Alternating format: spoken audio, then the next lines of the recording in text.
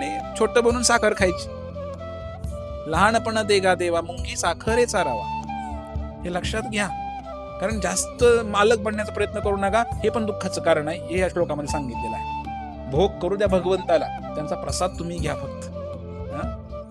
अशा प्रकारे आपण भगवंतांचा भक्त बना, भगवंताची सत्ता मान्य करा. सत्ता मान्य करणं म्हणजे काय? रोज उठून भगवंताचं नामस्मरण करणं म्हणजे धन्यवाद देणं. भगवंता, सूर्य तुझ्यामुळे, चंद्र तुझ्यामुळे, शेती तुझ्यामुळे, पाणी तुझ्यामुळे, धान्य तुझ्यामुळे, परिवार तुझ्यामुळे, पैसा अडका तुझ्यामुळे, संपत्ती तुझ्यामुळे, जे काही आहे तुमच्यामुळे भगवंता, बस मला बाकी काही माहित नाही.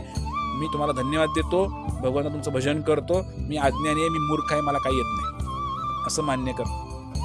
झालं, भजन आहे भगवंताचं, असं करा. म्हणजेच हा शेवटचा श्लोक आहे. भगवंताला प्रभू म्हणा, भगवंताला मालक समजा आणि दास समजून आपण भगवंताची सेवा करा, आपल्या परिवाराची सेवा करा. परिवार सुद्धा पांडुरंगाचाच आहे, हा पांडुरंग परिवार आहे आपला जो आहे तो. बायका मुलं सगळे ते पांडुरंगाचेच आहेत. मी फक्त दास आहे या घरामध्ये, मला सेवा करायला फक्त बोलवलेलं आहे. अशी भावना मनामध्ये घ्या.